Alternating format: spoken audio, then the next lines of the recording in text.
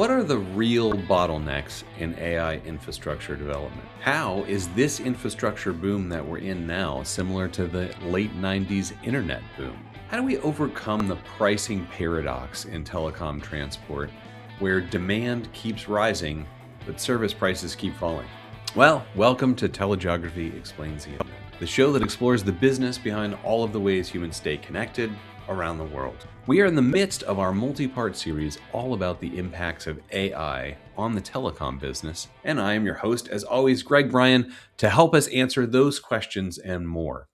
And to do that, I'm pleased to welcome Luis Colasante.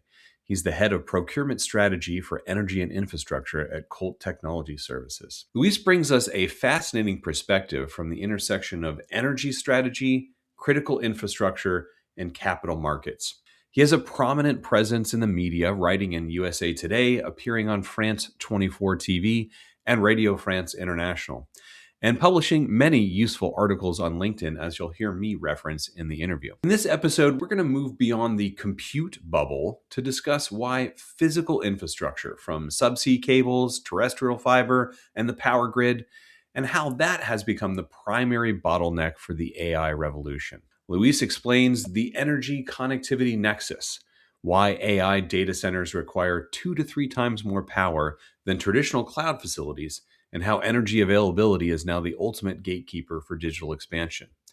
We look at shifting investment cycles, the parallels and differences between the late 90s telecom boom and today's hyperscaler-led boom. We explore digital sovereignty issues, why governments are treating subsea cables as strategic national security assets, and this is highlighted by the French government's recent move to acquire a majority stake in Alcatel Submarine Networks. And finally, we look at the death of the toll model, so why selling raw bandwidth has become a deflationary commodity business and how the industry is pivoting towards intelligent service layers like Network as a Service 2.0. This is a deep dive into the infrastructure diplomacy that will define the next several years of global connectivity. As always, before we jump into the conversation, if you enjoy the show, please take a moment to rate us on your preferred podcast platform, subscribe so that you never miss an episode, and tell a friend to listen. You can always find me on LinkedIn. I'd love to hear your suggestions or feedback for future shows. Okay, on to the interview.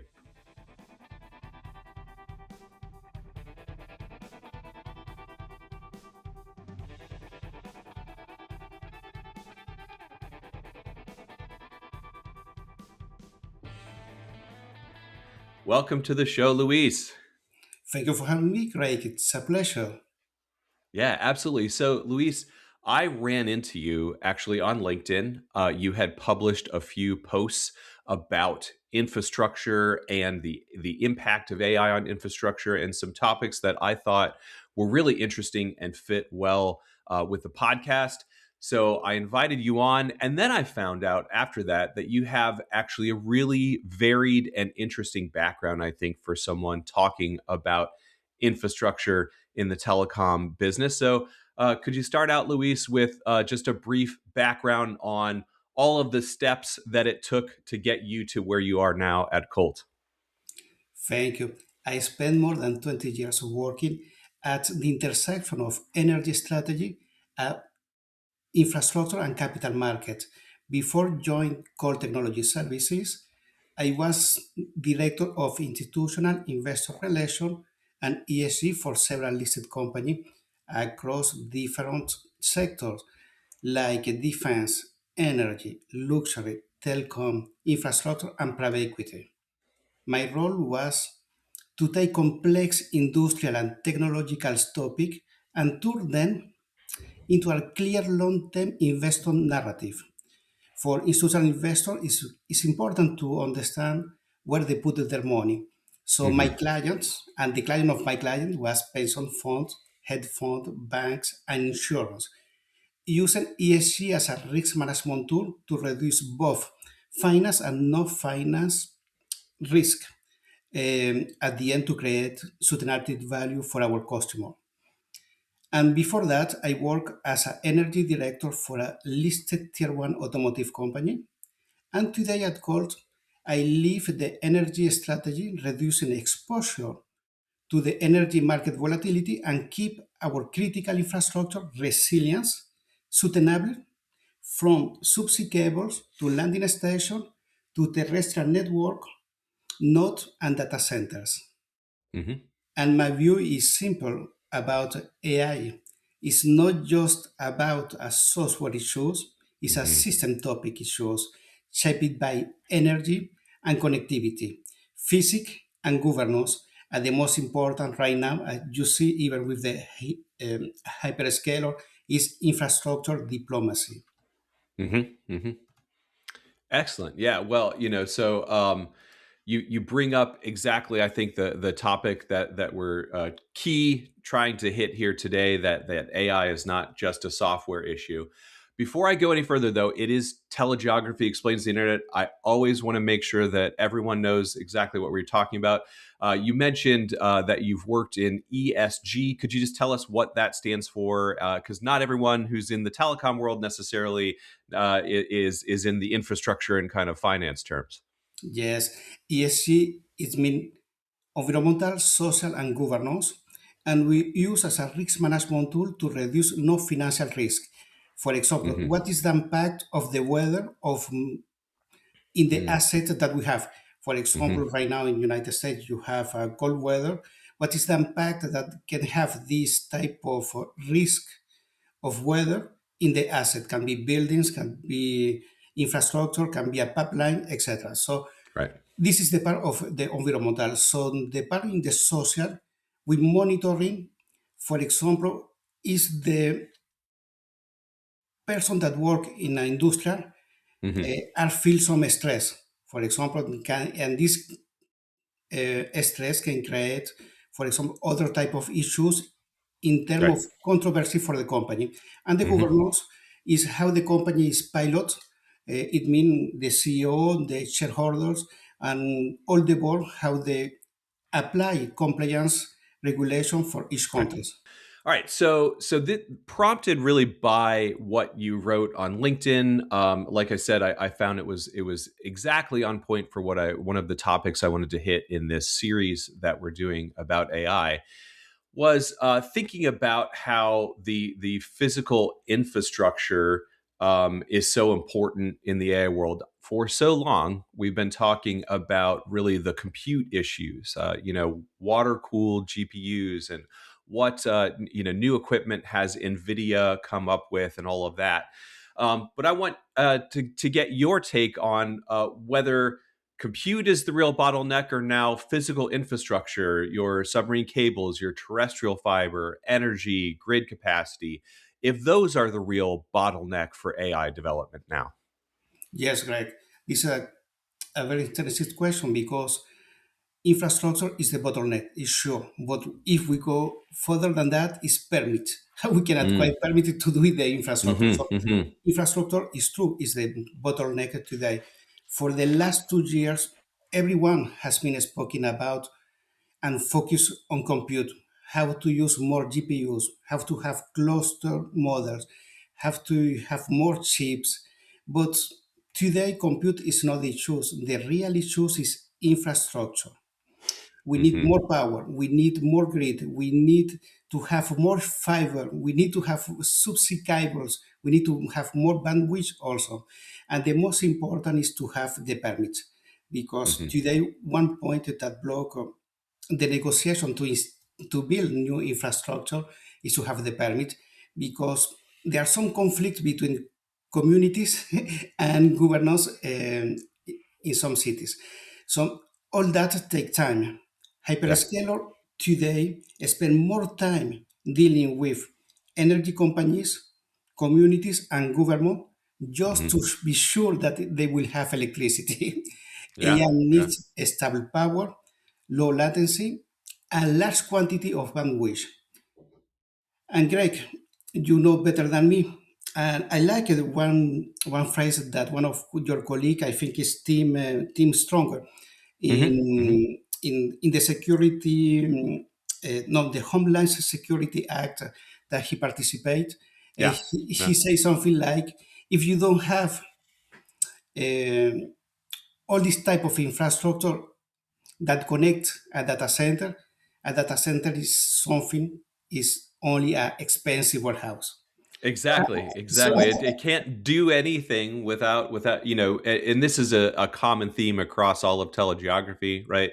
Everyone always knows that over my shoulder I have the map of the submarine cables. That I even think that to a large extent AI would never have developed if we didn't have computers networked. You couldn't build like just one big supercomputer that could acquire all of this data. So it's really all about keeping it all connected. So sorry to interrupt, but yeah. yes, this is true. So Yeah. hyperscaler need two things: power, as you say, and we need fast and reliable fiber.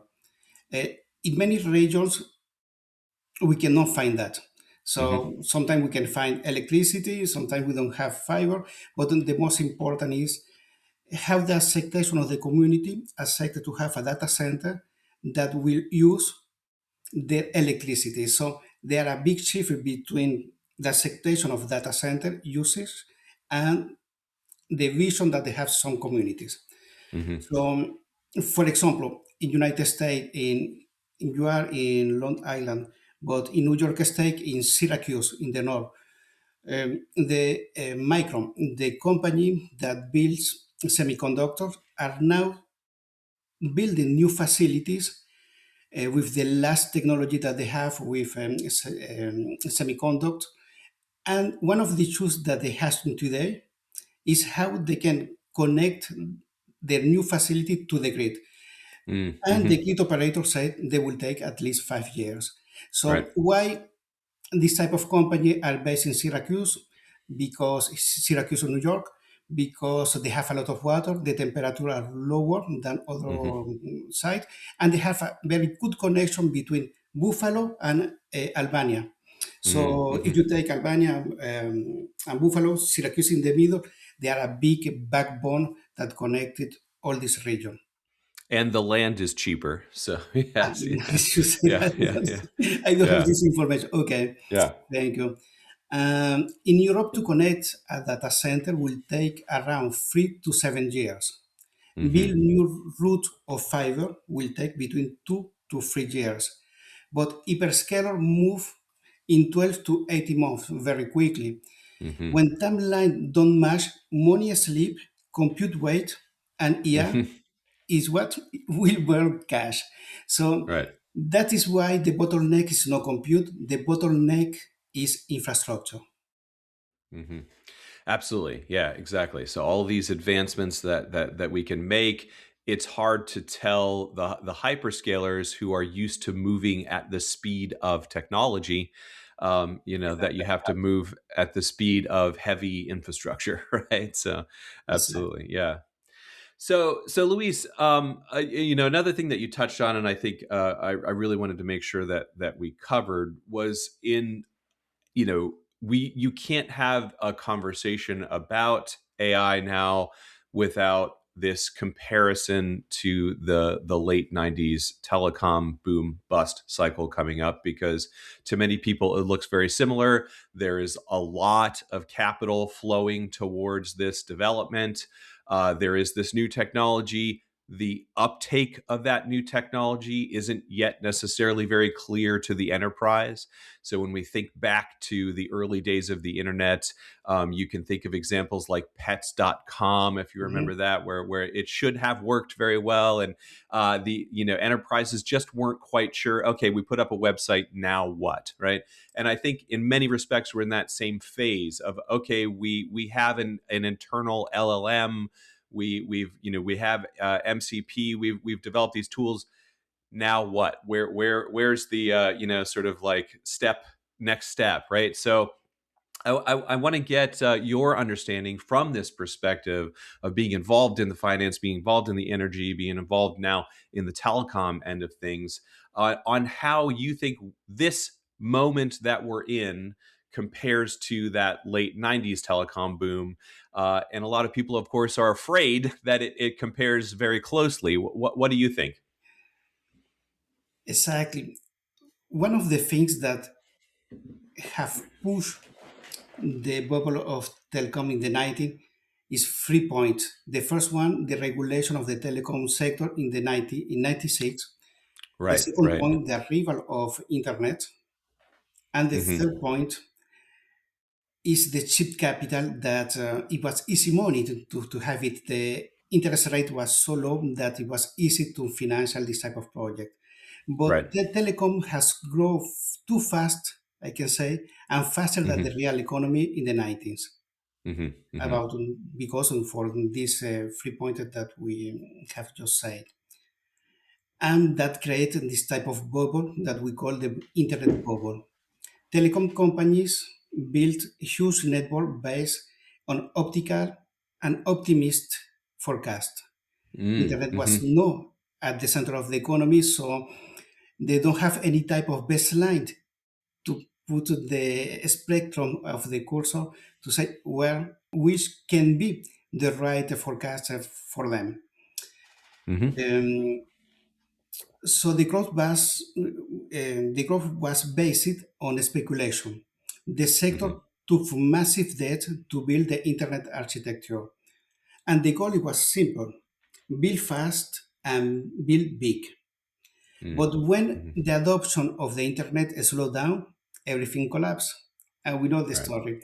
It was not an internet crisis, it was a debt crisis for me. In my Hmm. perspective Hmm. of finance, it was leverage and debt crisis with a lot of dark fiber that was under the ground, and the fraud of the accounted fraud that we can saw at Enron in 2001, and 6 months later WorldCom.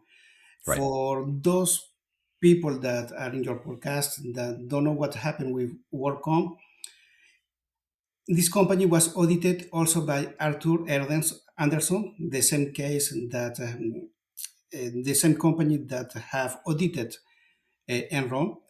But the fraud was not the same. For WorldCom, the fraud was to record and to contabilize the OPEX that they pay for dark fiber for other suppliers and to Hmm. transform them in CAPEX. What this means that they inflate the EBITDA. So at the moment that their net income will be good also, and in the balance sheet, the result it was better. Right. But in the reality, it was that WorldCom was burning cash. Hmm. Today with IA, the growth is much faster, and the reality and the need for business case are already analyzed. Hmm. So if Hmm. we the need for cloud, the need for data center, the need for content are at the center of the economy today. So what have changed between the 90s and today is the investment move from telecom companies to hyperscaler. Hmm. Hyperscaler now control most of the subsea cables. They build for their own latency and internet internal need, not to sell bandwidth. Hmm. And this is the big difference. Telecom continue to build to sell bandwidth to the Right. market. The model for a hyperscaler is simple: move fast, control cost, and control the architecture. Now, hyperscaler manage everything: subsea cable, energy, and data center. This Mm. gives them huge scale and the possibility to control all their ecosystem. Hmm. But it also creates dependency and system risk. And on the top of that, you put all the debt that all the sector have raised. The risk can be spread in the old economy as a financial crisis. So this is something that we need to be aware. Uh, where is the debt? How they move the debt to transform the debt on projects that have returns, and this is will be something that we need to continue to check Hmm. because it's not clear. One thing that we learned from the 90s is infrastructure need stable capital, but Mm. hyperscaler work on short cycle, and Right. private capital and private equity want return fast. They want the profit now. So there are Hmm. mismatching between a reality where we can put the capex to build new facilities and new infrastructure, and the way that investors want to have the return right now. So this type of situation put the market in a very real tension, and Hmm. yeah, need long-term commitment, and financial and private equity are looking for short-term commitment. So this mismatching can create more tension in the future, and this is something that we need to monitor in the few next months. Yeah, absolutely. I think there's a few things that you said that I really want to put a pin on for the audience. One that in the original 1990s internet boom, there was really more of a debt crisis than an internet crisis, right? And that if we look now, to the supply, if there's oversupply, it's being held by the hyperscalers, and they're not putting that into the marketplace, and so that's not going to have that same effect as when the telecom companies had oversupplied the situation. But your last point, I think, is really interesting to focus on, being the idea that private equity and modern finance is really looking for a quarterly profit, whereas these are huge long-term developments, and we need to monitor the mismatch between those goals, right? So, yeah, I think that's a really good point. Yes, it's a very good point, because investors today think that because hyperscalers are big and Hmm. profitable, the system is saved. Right, So right, we put right. all the pressure to the hyperscaler that they need to uh, to show result. But in finance, sight doesn't remove risk; it concentrates it. And this is Hmm. one of the issues: the concentration of the risk. We are in a Right, situation too big to fail today. A large right. parts of the market depend on same small group of company, and when everything depends on a few balance sheets, they all move together. So the Hmm. problem is there, how they can be stronger at the moment Hmm. of one of these company will have an issues. Right. That is when the risk appears. Most of the new projects, data center, power plants, subsea cables, backbones network, come from this same group of companies. So if one of them slow down, all the ecosystem will be impacted. Hmm. Hmm. Investors are assuming that the demand will continue. Say, AI will continue to grow, and companies will use more AI, and they will find more business uses in their company. But we don't know today Yeah. what will be the impact and the growth in It's AI. that is the big question for sure. Yeah, sorry, but yeah, please. Yeah. Yeah. And if demand is slow, the pressure in the ecosystem will huge. Between the all Hmm. buying by themselves, the company who build the GPUs sell to the company who make the new data center. The data center is selling capacity to the company who is building the new model of AI, etc. So the ecosystem is turning around, and the flow of capital is in a circle. Hmm. Hmm. And Yeah. And the other point is that we don't speak a lot, because it's, I don't know, maybe in United States, but in Europe, we don't like to speak a lot about taxes. But Mm. one of the issues is most of these projects depend of tax incentive. If Right. any change of the policy, this can have an important impact on the economy of this project. So we have a real mismatch. Hyperscaler work on short cycle, but infrastructure need long capital. Hmm. When capital become limited, refinancing become complicated, even if Right. demand is there. Yeah, that's really interesting. And again, I sort of goes back to that point that hyperscalers are used to working, like I said, kind of on at the speed of technology, which goes really fast, but all of that technology is sitting on very slow to develop, expensive to develop, and more long term thinking. So I think that's going to be really interesting to watch. Now, I want to focus in on something from your background, which is the energy part.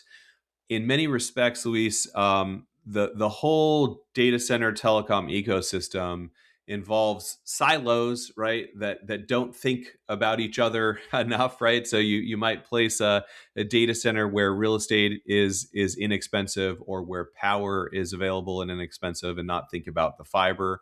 Or you might have data centers chasing all of the fiber and connectivity, like, for example, here in Northern Virginia in Ashburn, right, where all of the providers, all of the carriers are located here.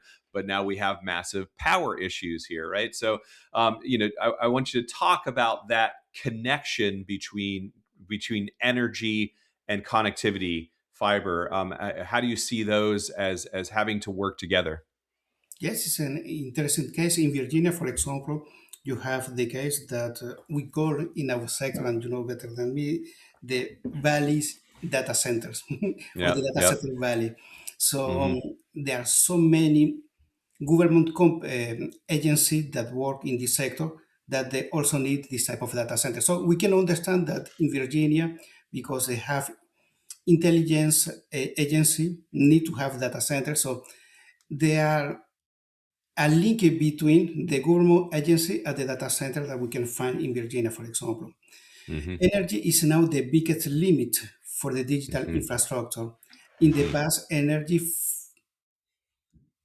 that we use for cloud, it was not a big issue. Right. It is true that cloud use enough quantity of power, but it was not really an issue if we compare with AI today. Hmm. Hmm. Hyperscaler needs to secure a lot of quantity for electricity. And one of their solutions is to become and to acquire new energy companies. So we saw Mm. what happened with some hyperscaler that are acquiring um, Hmm. energy companies. So they're going for vertical integration to solve the problem, basically. Yeah. I will not say if they can solve the problem going Well, in a yeah, vertical yeah, way, but yeah. they are controlling all the ecosystem from Hmm. Hmm. downstream to upstream. So this is something that we need to be careful because, for example, in the oil sector, we have so oil sector company started drilling, then produce selling the oil to the refinery. The refinery sell to some gas station. So they Hmm. control Hmm. all the ecosystem, but the risk and the cost of that is huge. So Right. can we see this type of integration in the future? We can see some move, but in some country, energy production productor are national companies. So Hmm. Hmm. no, in all country we can have this type of verticalization, as you say, Hmm. Greg. Hmm. Today, energy is driving every EA project and connectivity project. This is sure. We can observe 3 points. AI use a lot of power, GPUs and cooling need electricity, and these are pushing the demand higher. Hyperscalers are not just buying energy, this is something important. They are competing for it, competing Hmm. even with communities. So, Hmm. uh, Yes, this is a big news issue where I live, right? That our residential power costs are going up because of the high demand from the hyperscalers. Yeah. exactly, and in some case, communities say we are subsidiating the investor, the investment Hmm. for the hyperscaler, and at the same Hmm. time, the electricity bill will increase, and in the other side, some community, some state give tax incentive, but Hmm. the tax incentive, one moment or another, the communities need to pay. So there will be an increase in taxes and increase in electricity bills. This is one of the Right. main issues that have some countries. In many places, this is a reality. The reality is not to find all the land or the fiber, is to have the capacity to acquire the electricity. Hmm. The second point is the energy policy is now shaping digital strategy. Regions with high quality of eh, um, renewable energy, for example, hydro in North European countries, for Hmm. example, Norway, Finland, Hmm. have the capacity because they have enough renewable energy to produce and to put in the market and to invite new data center provider to install the data center in their land. Some countries, as the south of Europe, Italy, Spain, Portugal, have solar, Hmm. even if there are some issues with the grid. And we have the North Sea that have wind. So Europe are building something to have a long vision in the energy strategy to incentivize hyperscaler to build data center in Europe. Hmm. Even countries as Saudi Arabia that are exporting oil and gas country, they are building a new project for, yeah, for example, the last one in Saudi Arabia is 6 gigawatt human project, and this is a huge one. And they are becoming a new hub of data center and new hub of region to build this type of data center for for compute AI. And when I say 6 gigawatt, Greg, it's very Hmm. important for people that don't work in my sector. 6 gigawatt is the equivalent to 5 to 6, between 5 to 6 nuclear power plant. Wow. Yeah, that is huge. It's a Yeah, lot. absolutely.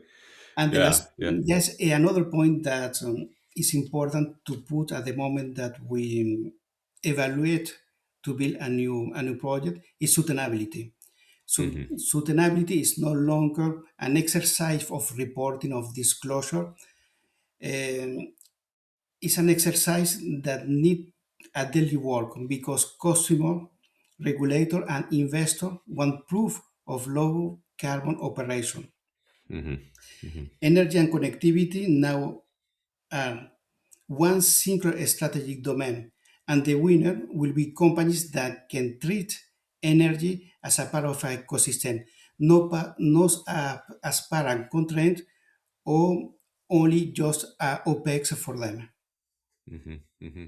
Yeah, that's a great point that customers are demanding sustainable power, but then also that long-term investment into the sustainable power systems might really pay off, in situations where oil price volatility comes, which is very likely given, just geopolitics for one, right? But also just that resource is only going to become more and more scarce, and so that long term vision of sustainability, I think, is not just for the press release, but is probably a sound policy for the long term kind of risk.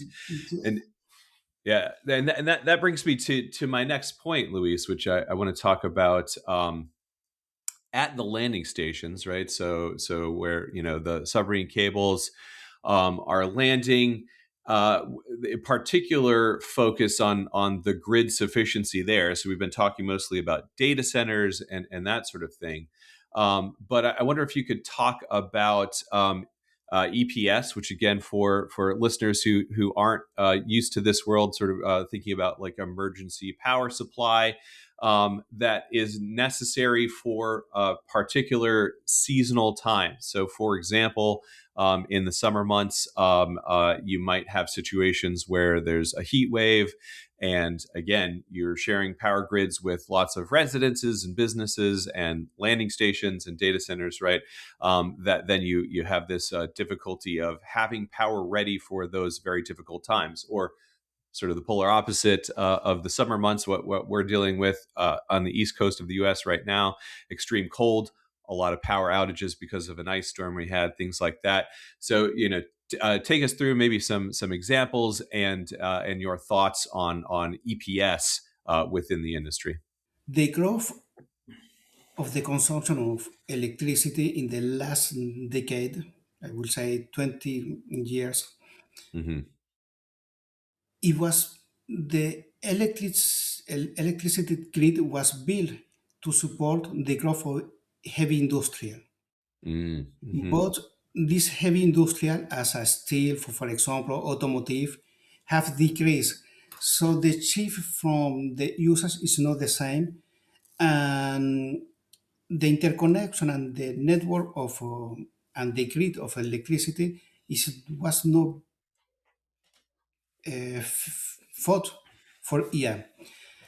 And Mm-hmm. this is an issue because the technology and the capacity that the grid network can support with an increase of Mm-hmm. AI, sorry, um, is not the same that the workload that industrial need. One Mm-hmm. thing that is better between AI compared to industrial sector is that AI have a flat consumption. Mm-hmm. Mm-hmm. Industrial have peak of consumption. Right. So the grid was built to support this type of peak. Now Right.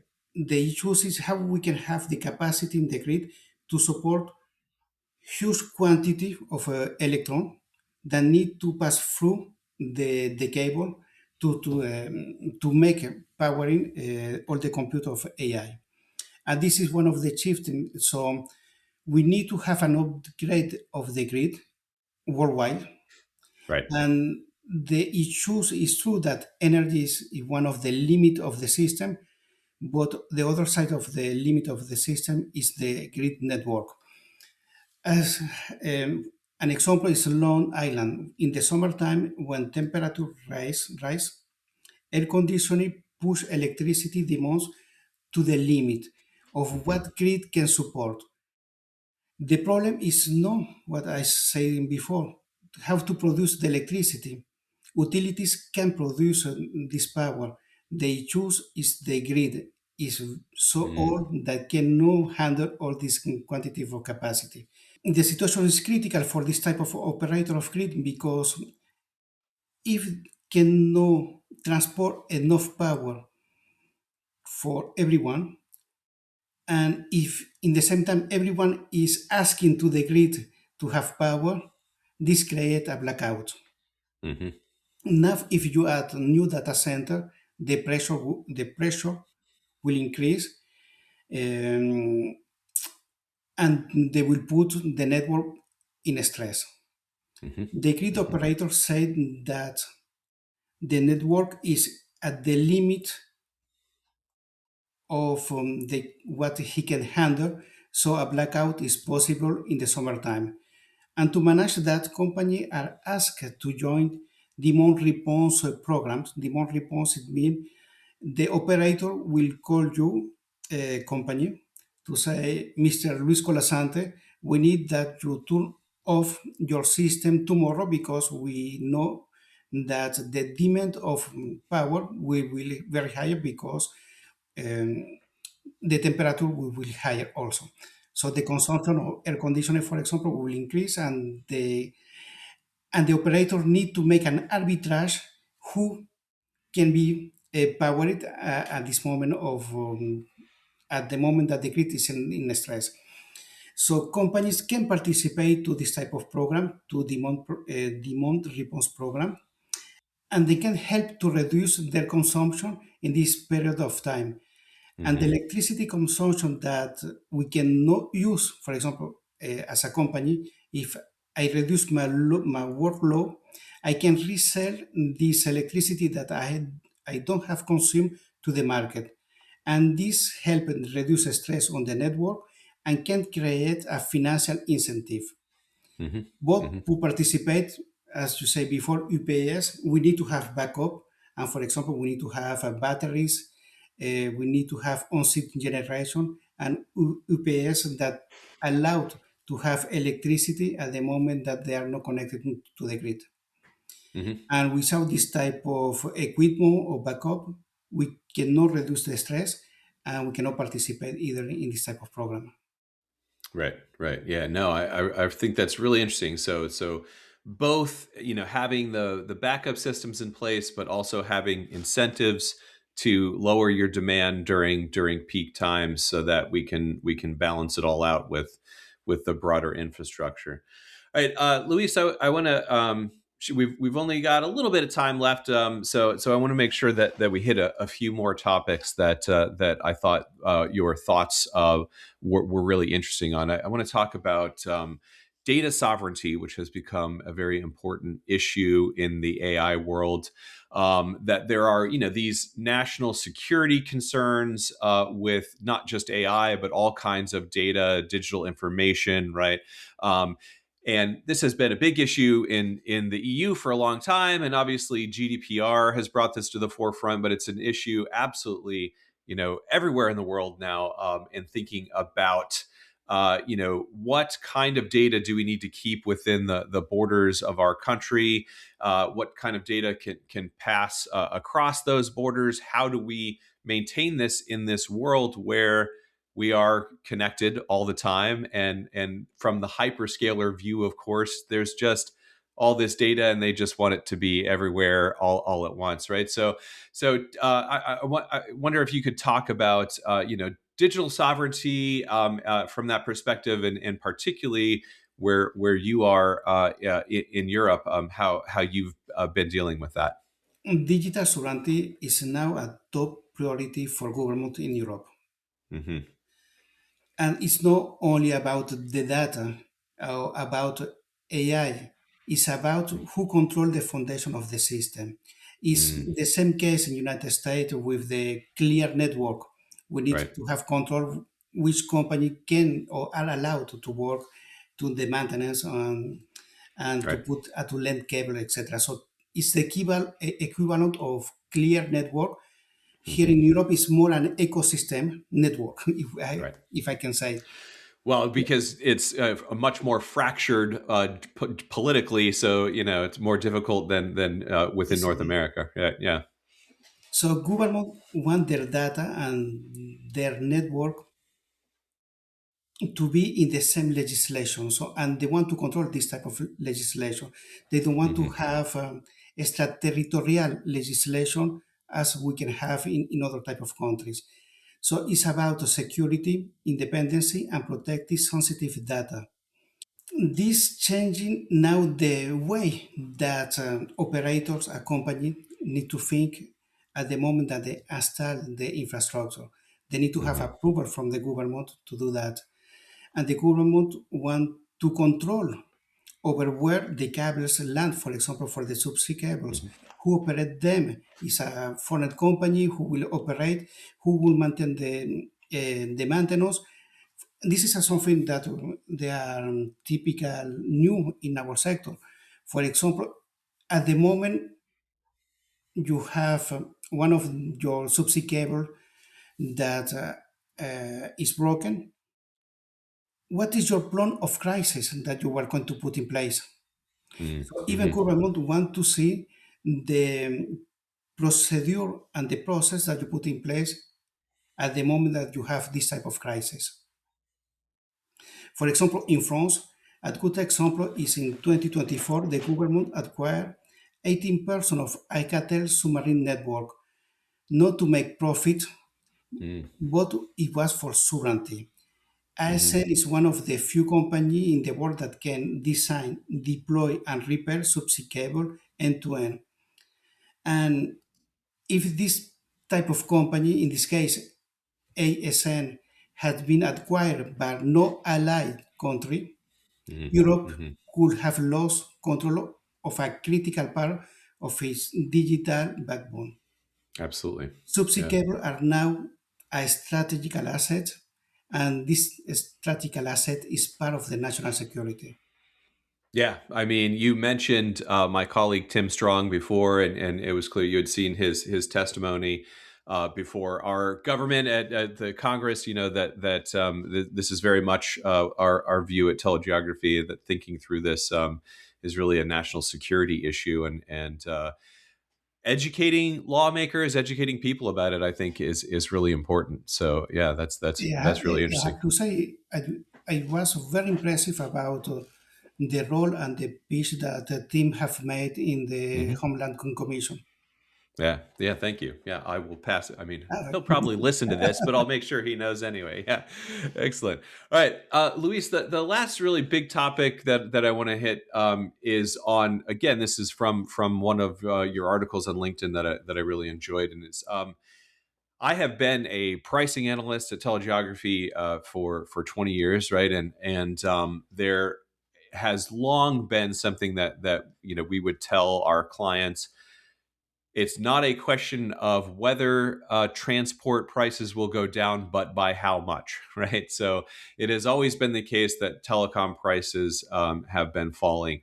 That is under a little bit of change right now, potentially, right? We are seeing some price stability along the lines that we have not yeah. seen very Mhm. much in the past because of this big, sort of AI development.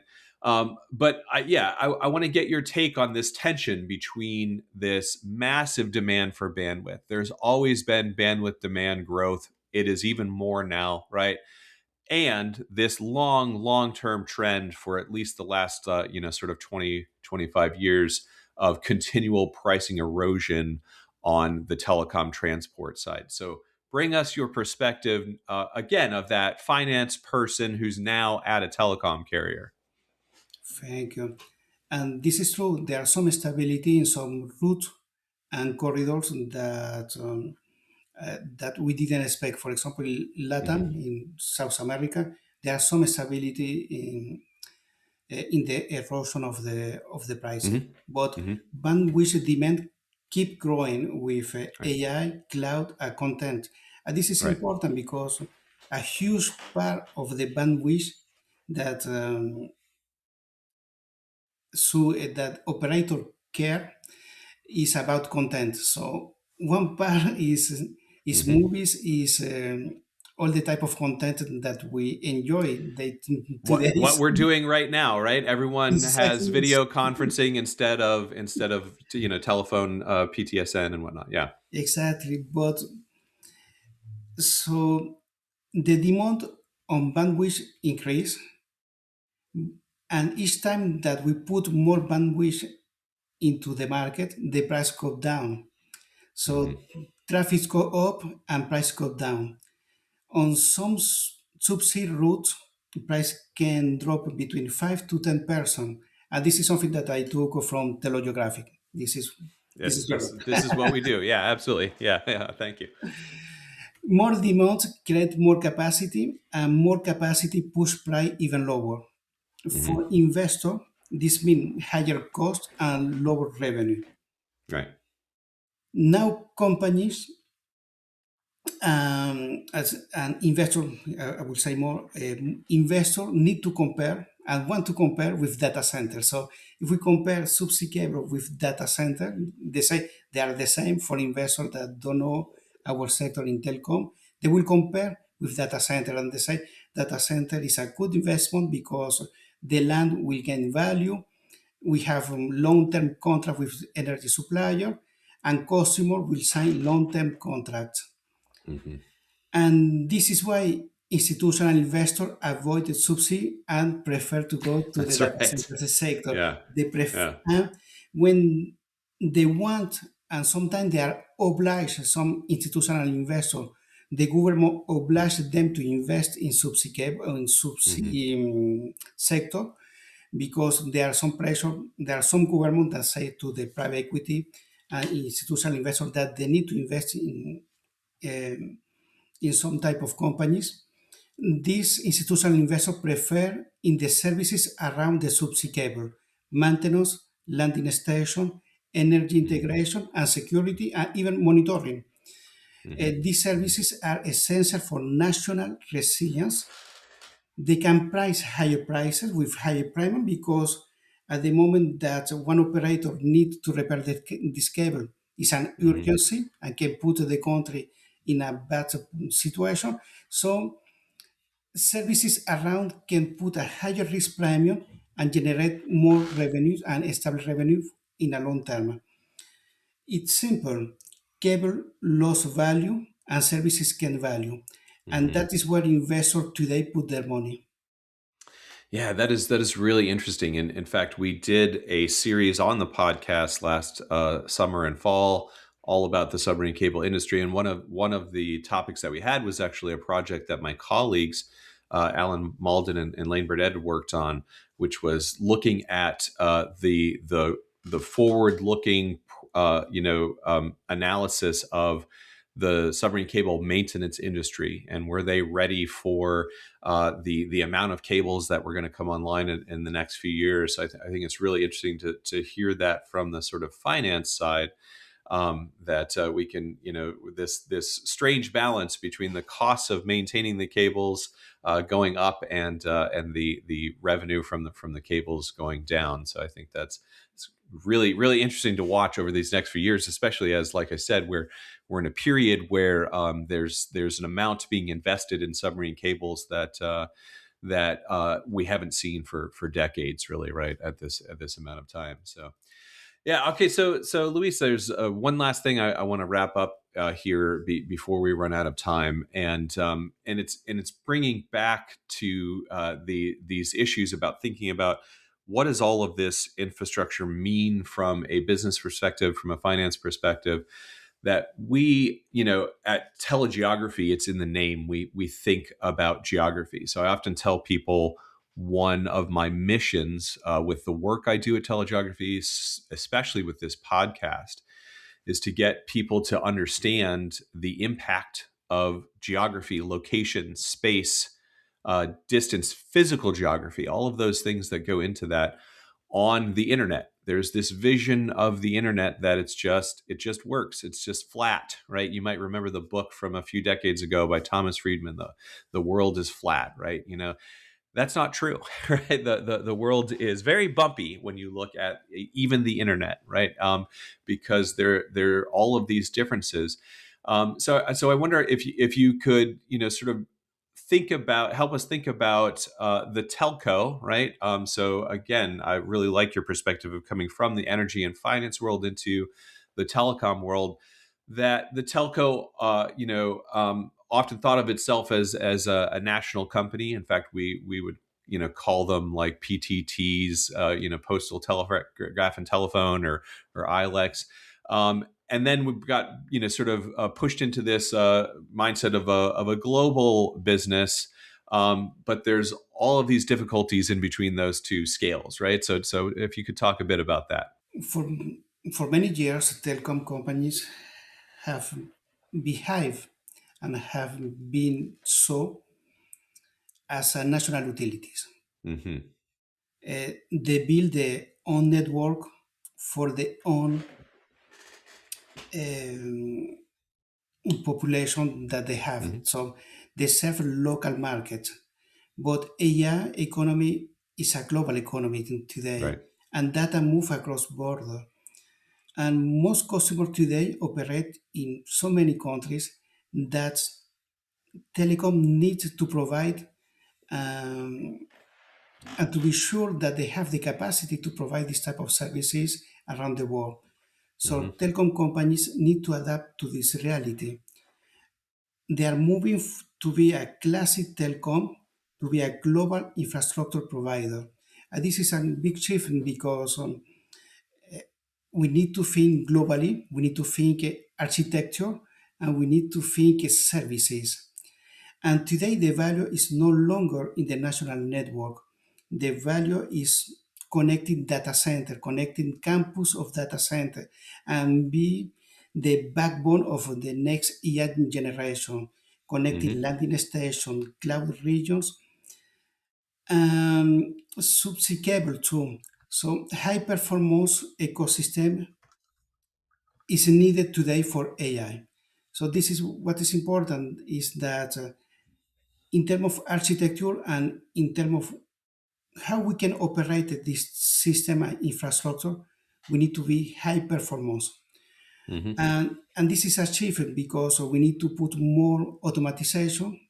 We need to think more as a global infrastructure operator, build to scale, build to be more resilient, build for flexibility for us, for also for our customer, and to think about architecture in a global way. Hmm. Hmm. Absolutely, and I think well, there's one interesting point about that, which is that working for Colt, of course, not all listeners might remember this, but at back to its founding, Colt stood for City of London Telecom, right? So you're going from sort of City of London Telecom to global infrastructure, and just the very sort of last point that I want to hit here, or one of the last points I want to hit, almost is on that global infrastructure, right? So moving from the national telco to the global telecom.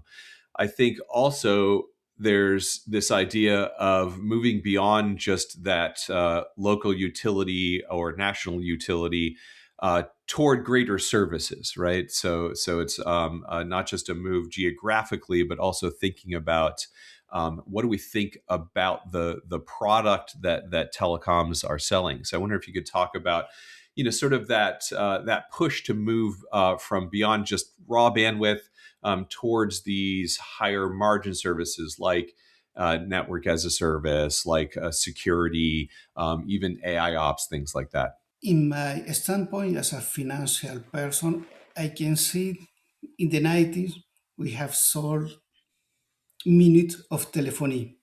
Right. Yeah, exactly. Then we sold. We all of us who are alive remember those commercials where you were, having a telephone call with grandma across in a different country, and you had to time it because it was so expensive, right? So yeah, Then we, yeah. we start to sell bits, and then we start to sell data.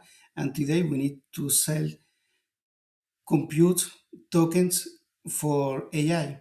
So we need, for the past, a telecom company has been sold bandwidth, sold capacity, price per bit, and the model was predictable. So a business model that we know what is the price for the bit and the quantity of person that will use and the average usage of this person. We have Hmm. at the end um, a predictable profit that we can calculate and forecast easily. But bandwidth today is, in this way of thinking, is a commodity. Hmm. Price and margin are squeezed, and every supplier look the same. So there are no differentiation between your bandwidth or my bandwidth or of the other competitor bandwidth. Right. So the real change today is not only globalization, as we spoke before, is the business model that are shifting. Customer want more than basic connectivity. They want intelligence of the top of the network. We have the foundation, we have the infrastructure, and in top of this foundation, we put and we install intelligence and services as automation, control, security, flexibility for our customer, and the ability to scale. And this is important because companies want to have the possibility and to push the easy button to say, I want to scale tomorrow. And if I have some issues, I can reduce my quantity tomorrow. So these type of services are now the next generation of services that telecom need to provide. And this is where the value have moved. Hmm. Today, the growth is no only the bandwidth that we said before is in services like network as a services 2.0, quantum service encryption. For example, Colt have made an amazing trial that have been successful with Nokia and Altron to proving this type of technology on the Hmm. quantum safe encryption. So we are working on that, and this is, I think, one of the future of the quantum internet that we can and that we need to build for the next Hmm. generation. And at the end, we need to put services and intelligence services. This is the evolution of telecom sector, of our sector, a shift in the business model to create value for our customer, from selling bandwidth to deliver outcome, from transportation as a commodity to intelligence infrastructure. Hmm. Yeah, yeah. I think that's really interesting, definitely, because I've been hearing that as long as I've been doing this in a certain respect, right? Of like, oh, we don't just want to be a commodity, but I think now we're at the point where that is more of a reality because of some of the technologies that have been arising around, providing network services, like you said, network as a service and things like that. So, yeah. So to kind of finish that thought, I wonder if you could just sort of talk about how you actually move as a teleco away from that kind of buy the cable to collect the tolls towards this more service layer. So what are you? How are you approaching that at Colt, really?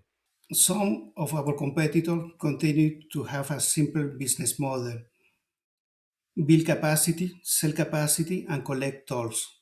Hmm. But Hmm. every new cable add in the sea, Right. they will put more pressure in the price. So prices Yeah. drop and costs stay very high. This type of construction, you know better than me, that is expensive. A transatlantic cable Absolutely. can be around 400 million of euros. So it's a lot of money that we put in, Hmm.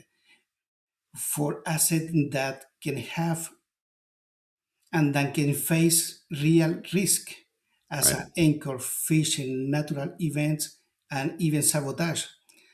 A repair need vessel and crews, and they are extremely expensive. For an investor point of view, capacity is a weak asset. High Hmm. cost, the payback is so long payback. The prices is falling in terms of power pricing, the loose power pricing year on year, and the risk of dash are increasing.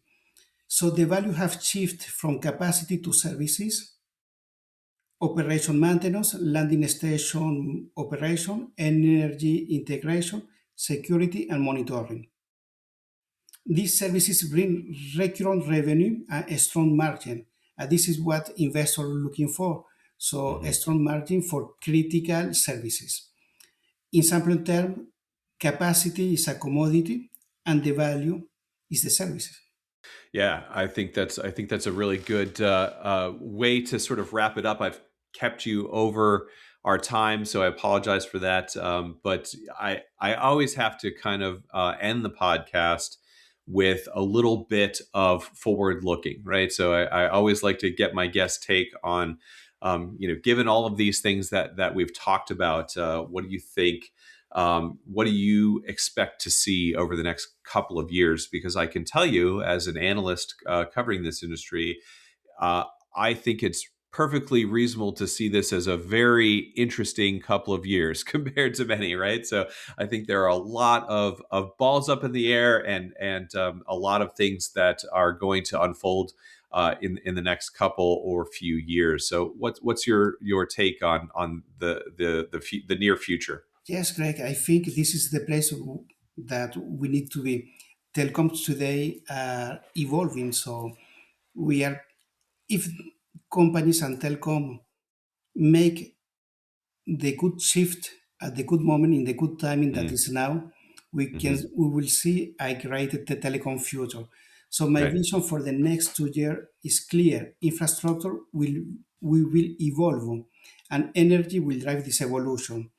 Data Hmm. and traffic will continue to grow. This is, we don't know what will the impact, but we know that they will continue to grow in terms of content, in terms of data, in terms of interconnection that companies need.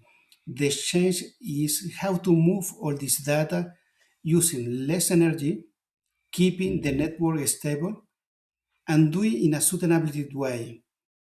Network must be reliable, flexible, Hmm. and trusted. And this is something that client and customer want. They want flexibility and trust. Companies that don't work in trust and flexibility, they will not last. This is sure. Hmm. Sustainability must be part of the daily work, not as a just reporting task. And infrastructure also need to get smarter, better routing, better optic, post-quantum security, and real-time automatization. And this is key, the automatization. Hmm. And how we can implement AI in our network to be more smarter. And the other pillar that we can see uh, is that we cannot do that alone. We need partnership, Mm-hmm. and we need to partnership with hyperscaler, and we need to make a strong partnership with them. Hyperscaler move fast, and their partnership must move fast too. So this is Mm-hmm. something that they are looking for, partner that can move faster at the same speed than them. And this is something that company as telecom need to be more flexible, more agile, to integrate this new mindset, to think less as an utility and more as a technological company. And for that, agility is important. And for me, the two next year is about energy efficiency, renewable energy, resilient infrastructure, intelligence services, a strong partnership, as we saw before, and better execution, and the real infrastructure diplomacy. That I think this was the red line of today. If we don't have Excellent. diplomacy in infrastructure, we cannot build, and the Yeah. infrastructure need to be built first. Yeah, yeah, absolutely. I think that was a great way to wrap up. Sort of looking forward, everything that you talked about that we're dealing with now. So, yeah, Luis, thank you so much. I think this has been really educational for me. I think give the listeners a lot to think about. How can they keep up with you, and if they want to get more of your thoughts on these topics? They can contact me by LinkedIn or also at Colt. We have amazing people and colleagues at Colt that can help also if they need services. And for my side, if they need insight to discuss, they can contact me by LinkedIn. Yeah, absolutely. And as I mentioned in the show, I read the reason I had you on the show is because I read some of these articles that you've put up on LinkedIn. So, folks can get a lot of these points on those articles if they look you up, and I encourage them to do so. So, Luis, thank Thank you you. so much for your time. Sorry we went a little over, but I think it was just some really good information. So, cheers. Thanks. Thank you. Bye.